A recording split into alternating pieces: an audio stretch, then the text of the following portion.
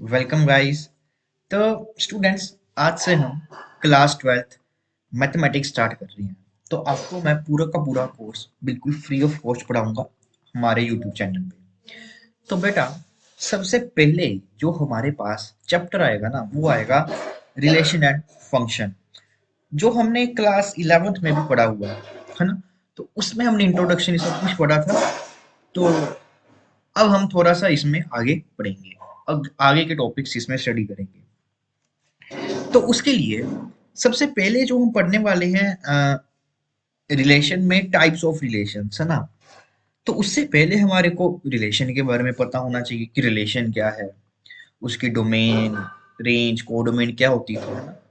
तो एक बारी पहले मैं आपको वो सब कुछ रिवाइज करवाता हूँ, फिर हम टाइप्स ऑफ रिलेशन पे काम करेंगे और फिर हम एकदम अच्छे वाले क्वेश्चन लगाएंगे।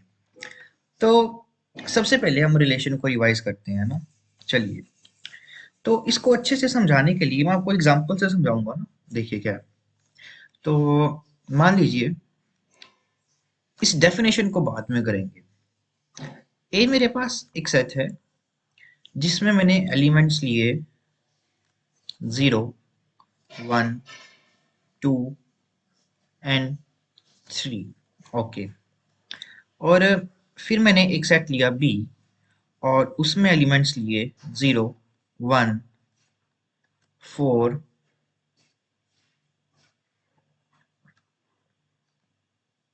एंड 16। ओके। तो इनमें रिलेशन डिफाइन करने के लिए मैं क्या करता हूँ, ए सेट को एलिमेंट्स को इधर लिख लेते हैं और अपने बी सेट के एलिमेंट्स को हम इधर लिख लेते हैं। Okay. अब रिलेशन हमने कैसे डिफाइन करेंगे कि इनके ए और बी के जो एलिमेंट्स हैं, इनके बीच में हम रिलेशन कैसे डिफाइन करेंगे कि ए का जब भी स्क्वायर करूंगा तो वो एलिमेंट इधर मिलना चाहिए। तो देखिए, 0 का मैं स्क्वायर करता हूँ तो मेरे को ये एलिमेंट यहाँ पे मिल गया। ओके। फिर मैं आपका 1 का स्क्वायर करता हूँ तो मेरे को ये मिल गया। फिर मैं 2 का स्क्वायर करता हूँ तो मेरे को ये एलिमेंट मिल गया। अब 3 का स्क्वायर होता है 9, वो हमारे पास यहाँ पे प्रेजेंट नहीं है। तो जो हमारे पास अभी रिलेशन को लिखते कैसे हैं, इस तरह से कि सबसे पहले ए सेट का एलिमेंट हमने लिया, क्योंकि जो रिलेशन है वो हम ए से बी डिफाइन कर रहे हैं। तो 0 का रिलेशन है 0 के साथ, 1 का रिलेशन है 1 के साथ, और 2 का रिलेशन है आपका 4 के साथ। ओके। तो देखिए, बेसिकली जब भी मैं ऐसे करके कोई भी एक रिलेशन डिफाइन करता हूँ, तो वो जो रिलेशन हमारे पास ये पूरा का पूरा बना है ना, ये पूरा का पूरा जो ये रिलेशन आर हमारे पास बनता है, वो हमेशा ही हमारा सबसेट होता है ए क्रॉस बी का। आप ए और बी, जो दो हमने ये सेट्स लिए हैं, इनके बीच के एलिमेंट्स का आप कोई भी रिलेशन डिफाइन करेंगे, तो वो जब आप उसको सेट की फॉर्म में इस तरह से ऑर्डर पेयर में लिखेंगे, तो वो जो रिलेशन हमारे पास बनेगा, वो हमेशा ही हमारे पास ए क्रॉस बी का सबसेट होने वाला है। ठीक है। तो यही उसने लिखा हुआ है कि a relation from a non empty set A to another non empty set B is mathematically, क्या होता है हमारे पास, is an subset of A cross B। ठीक है। Equivalently, any subset of A cross B is a relation from A to B। ठीक है। अगर A से B तक R हमारे पास रिलेशन है, तो जो R होता है हमारे पास, ध्यान से देखिए, वो सबसेट होगा आपका A क्रॉस B का। ठीक है, दैट इज R सबसेट होगा A कॉमा B। तो होप सो आपको रिलेशन की डेफिनेशन अच्छे से रिवाइज होगी। मैं एक और एग्जांपल से आपको समझाता हूँ। मान लीजिए अब की बार 0 का जो रिलेशन है मैंने 4 से डिफाइन कर दिया, 2 का रिलेशन 0 के साथ डिफाइन कर दिया, और 1 का रिलेशन जो है मैंने 16 के साथ डिफाइन कर दिया। तो मेरे पास जो ये रिलेशन बेटा बनेगा वो क्या बन जाएगा कि 0 का रिलेशन है 4 के साथ। ओके, अगला 1 का रिलेशन है 16 के साथ, ये भी हो गया। फिर 2 का रिलेशन है 0 के साथ। ओके, तो क्लियरली ये हमारे पास क्या होगा, एक सबसेट होगा पक्का ए क्रॉस बी का। क्योंकि जब आप ए क्रॉस बी के एलिमेंट्स बनाओगे तो उसमें कौन कौन से एलिमेंट्स आ जाएंगे, 0,0, 0,1, 0,4, 0,16, है ना। तो इस तरह से आपके पास सारे के सारे एलिमेंट्स आएंगे। आप कुछ भी रिलेशन बना सकते हो, है ना। तो मान लीजिए इसके साथ भी रिलेशन है ना, मैं हो सकता है डबल रिलेशन भी डिफाइन कर सकता हूँ। 2 का रिलेशन मैं 1 के साथ भी डिफाइन कर सकता हूँ ना। तो इसमें अगर एक नया रिलेशन बन जाएगा तो उसमें 2,1 आपका एडिशनली 4 आ जाएगा। तो ये भी बेसिकली आपका ए क्रॉस बी का सबसेट ही रहने वाला है। तो होपफुली आपको रिलेशन की जो डेफिनेशन है वो अच्छे से रिवाइज होगी। अब चलते हैं आगे।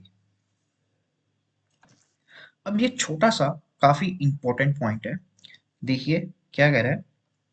अब ध्यान से देखिए, अगर मेरे पास कोई सेट ए है और एक सेट बी है ना, तो उससे हम रिलेशन डिफाइन कर सकते हैं।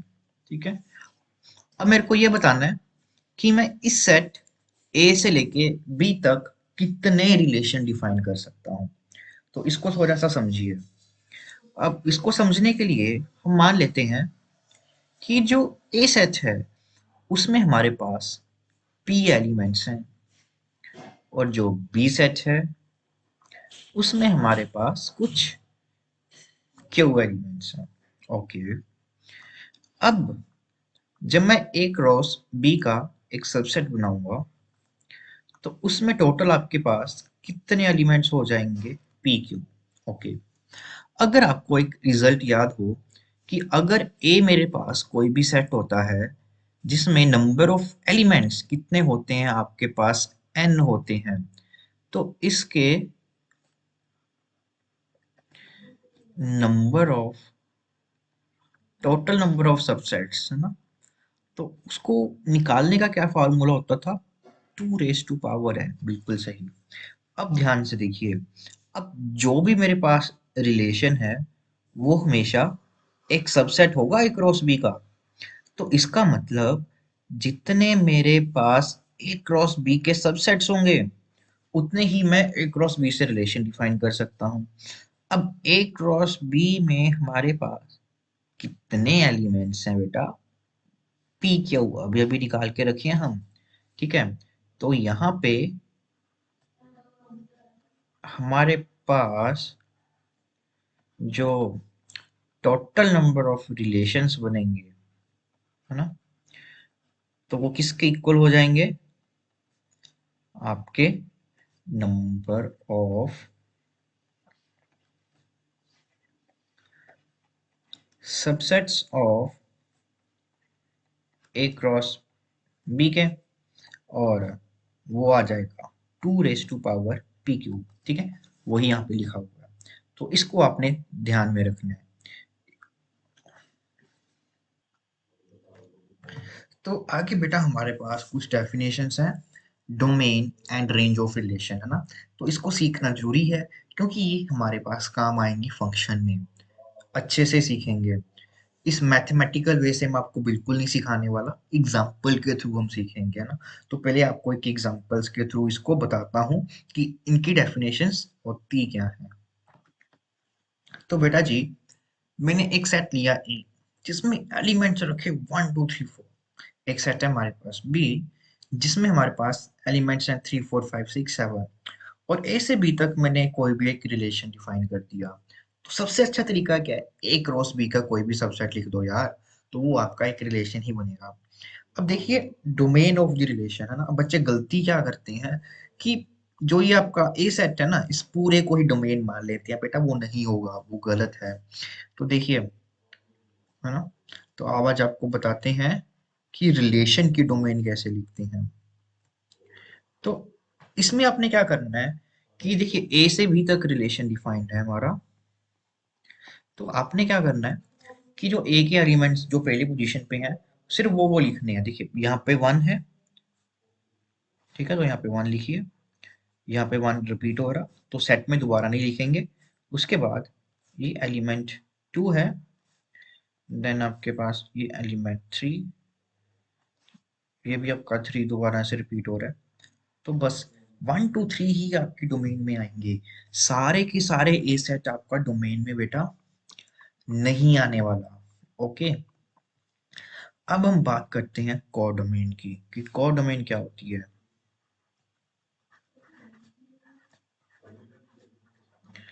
तो कोर डोमेन में हम क्या लिखेंगे बेटा जी, जो आपका सेट बी है इस पूरे को पूरे एज इट इज लिख दीजिए, है ना,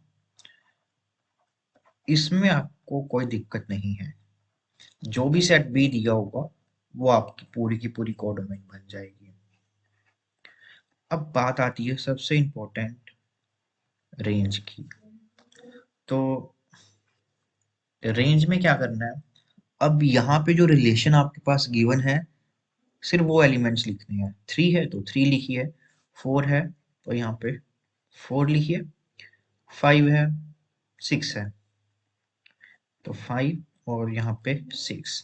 तो रेंज में आपके पास सिर्फ ये एलिमेंट्स आएंगे डोमेन में, ये और कोड डोमेन में भी, है ना। तो ये पूरा का पूरा जो ये डेफिनेशन उन्होंने लिख रखी है, तो यही मतलब है।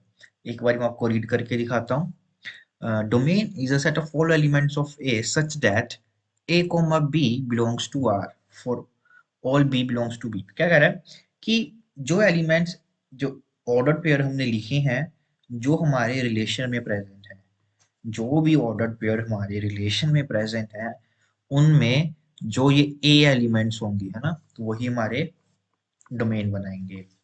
और रेंज में क्या कह रहे हैं कि जितने भी ए क्रॉस बी जैसे हमारे रिलेशन आर में बिलोंग कर रहे हैं सबसे पहले, तो उनमें से वो उठाने हैं जो बी सेट के हैं, तो वो रेंज।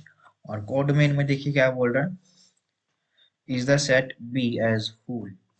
कोड डोमेन में आपके पास पूरा का पूरा आपको सेट लिख देना है जो भी यहाँ पे गिवन होगा। तो होपफुली आपको रिलेशन की basic definition, domain, range and code domain अच्छे से समझ में आई होगी, है ना। तो अगले लेक्चर में बेटा जी हम करने वाले हैं टाइप्स ऑफ रिलेशन, बहुत इंपॉर्टेंट है, और बोर्ड्स में आपका एक क्वेश्चन पक्का आएगा, तो ध्यान से समझने वाली चीजें हैं वो, ठीक है। तो मिलते हैं अब हम हमारे अगले लेक्चर में।